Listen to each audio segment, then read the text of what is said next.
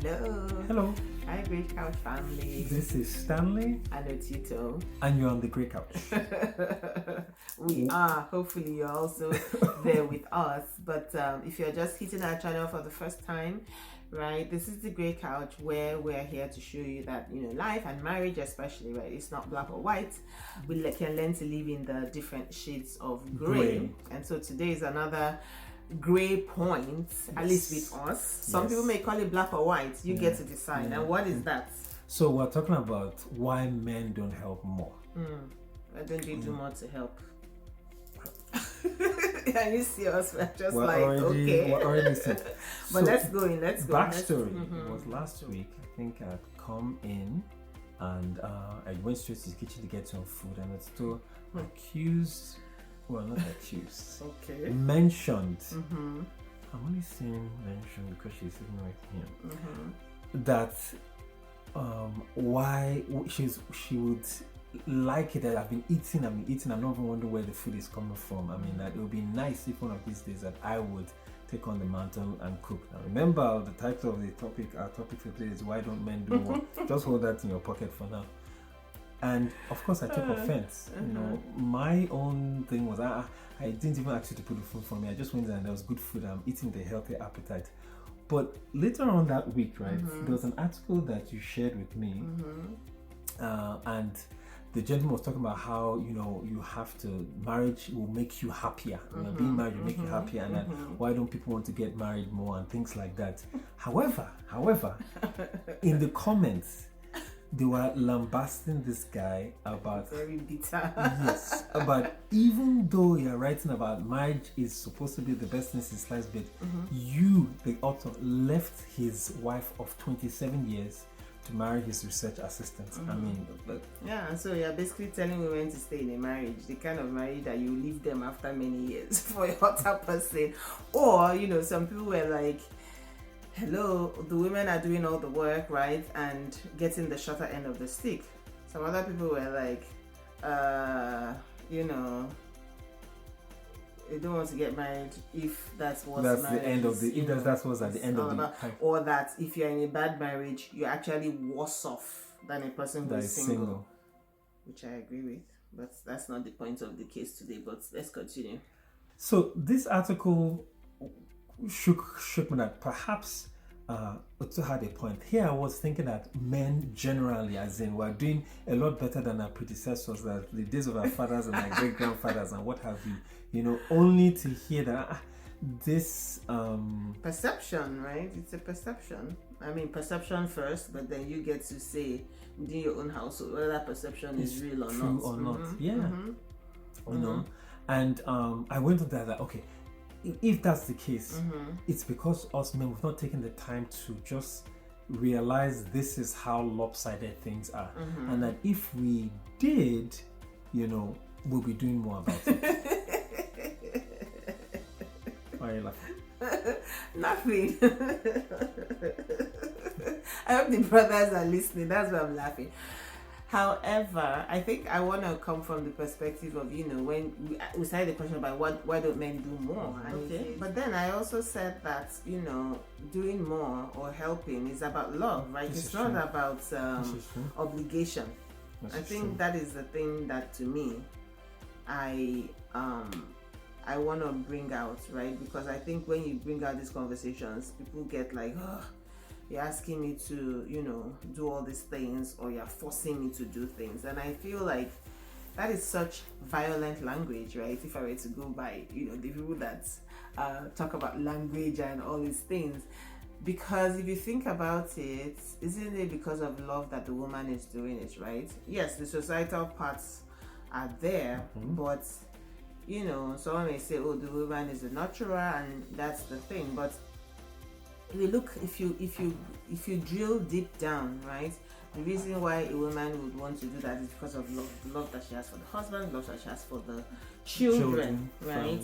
And so it makes you then wonder, like, how do men equate love? Like, what is the thing that they equate love to? I think that's a question that maybe men have to answer for themselves. But I think that all these things we keep talking about, it's really boils down to love and serving the other person, right? considering the other party, consider one another, right, greater than yourselves, right? Something like that. Like put the other, elevate the other party more. You see? So yeah. So I guess that's why, you know, when you see that again, general trope of people saying men are selfish, there might be some truth to it, because the selfishness is that you're not even thinking about the other people in the house in the sense of just generally, right? I think you think very linear thinking, right? That I'm kind of making the money and going to work, and then you say, okay, but if it's a 2-income household, the woman is also going to work as well, right? In that sense. So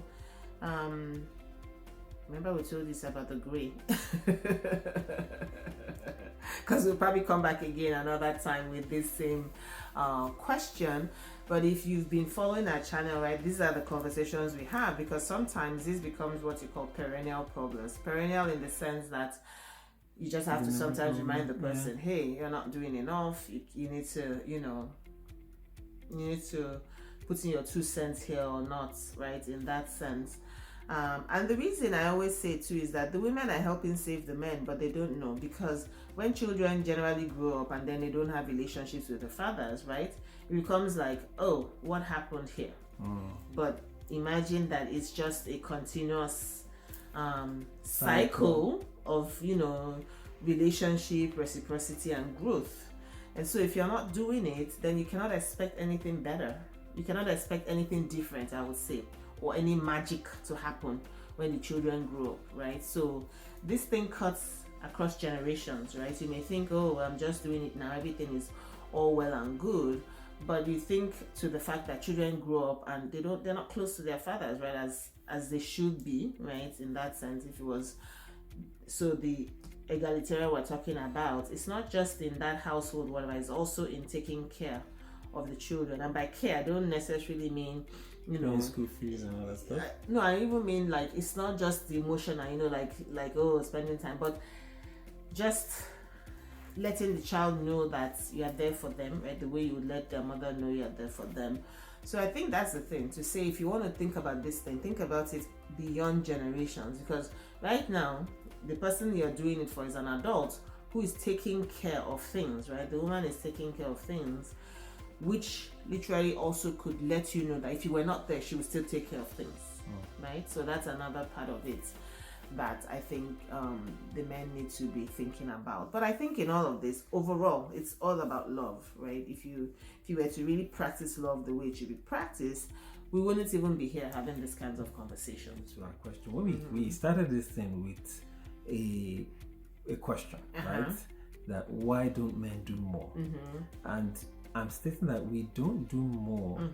I don't do more. Let me be specific myself. I know. And I leave my other brothers, my brothers alone. I don't do more because I don't realize that I'm not doing enough.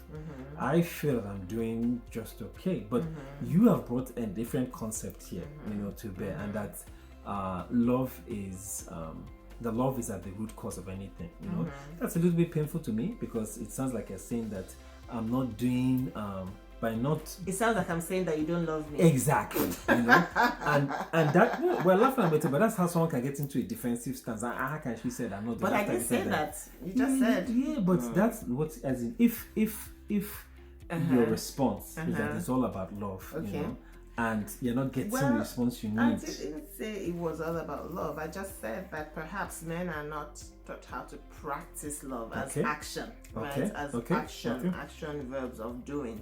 That's what I said. So you see, that's the thing. Now, remember, there's in communication, there's what I say, and there's what you hear, what you think I said, and then what I actually said. So there's that part, right? So that's what I said, and I stand by it. My final answer. So we're not concluding, but to adjourn this, obviously, what is the practice in your own family? Let's ask in your own household, and maybe we might want to go back and be more explicit with asking for what you need. You know, for you in terms of action, as in you're going to ask me, okay, I need more action, I need more love in this light. you know. And I will also tell you what I also need. So it's like we're going back to communication. So love and communication again. You know, that way you ask for what you need so you can get what you want. But here's the thing. I don't need you to cook for me. So what did you ask? I just said it will be nice. That's what makes it loving. This gets very complicated. This is just being real here. This gets very, very complicated, you know. So it will be loving, it will be nice, it will be a surprise, right? It will be going out of the way of the norm. For guys, that's not how our brain works. Okay. If you say you want, you're not getting something, it's like, okay, I need to provide this need. I need to go out and provide this need. But what's the need here now? No, from what you're saying, it's like, oh, you would like me to cook for you sometimes. You said like... I said it would be nice. I literally said that. I said it's been what? I said it's been how many days since the year started? You have not like even wondered, right? Every evening you come back home and the food is being cooked, and it's not even wondering like, did this person that is cooking this food, did they go to work? Did they not do anything? Right? That's what I was saying. And I said it would be nice. It would be nice to come back one day on the day you are off, right? And see like a meal ready. That's what I said. Okay, but recently, just now, the couch here, you should have told me that you should don't need me. Because it's not a need, you understand? So now my question to you, do you need me to cook for you? Yes. Okay, so then, you know, if I then decide, I don't feel like cooking, on that day, then we'll compromise. If I say I don't feel like cooking anymore, does it change the marriage? That's the thing now. That's why we're saying it's about practicing love, because there'll be many times when the person might not feel like doing it, right? As an example, I'm just using cooking, but I always say that I only cook because I love it. I mean, I think this is a very known fact. But let's say the person decides this is not the thing that I want to do. Will it change anything, right? That's the fundamental question. For some men, it doesn't matter. It's like, we'll be eating out everything, no wahala. So that becomes the thing. Like, if that thing is taken away, would you mind? And the question then becomes, why are you minding? Are you minding because this is something you've come to expect? And so the question becomes, why have you come to expect that without giving anything in return? Anything in return, or specific things in return? Because it's not anything in return in relationship to that thing that you are trying to expect from the person. You understand? Thanks for clarifying. Because when there's the thing, it's no all or none. There's no all or none. As when you say anything, the man is thinking not just in this area of cooking, but other areas where he has provided support. Okay. But the question of that day was with respect to domestic affairs. Sure. My man, you need to help me. Let's go to pause on that note. Pause, because this is not over. Next week we have got. So men, help more. That's the bottom line. If you were to ask me, help more. Help your wives more. However, whatever that looks like, because we always also say that it's contextual, right? So next week we have some special guests on the couch here with us virtually, and they'll be talking about sleep and cardiovascular health for the things you need it for as a couple. But just tune in. Believe it or not, you can sleep your way to a better marriage. This is a month of sleep awareness. So it'll be a nice guest. So we expect to see you then. From our couch to yours. We'll see you next week. Bye. For now.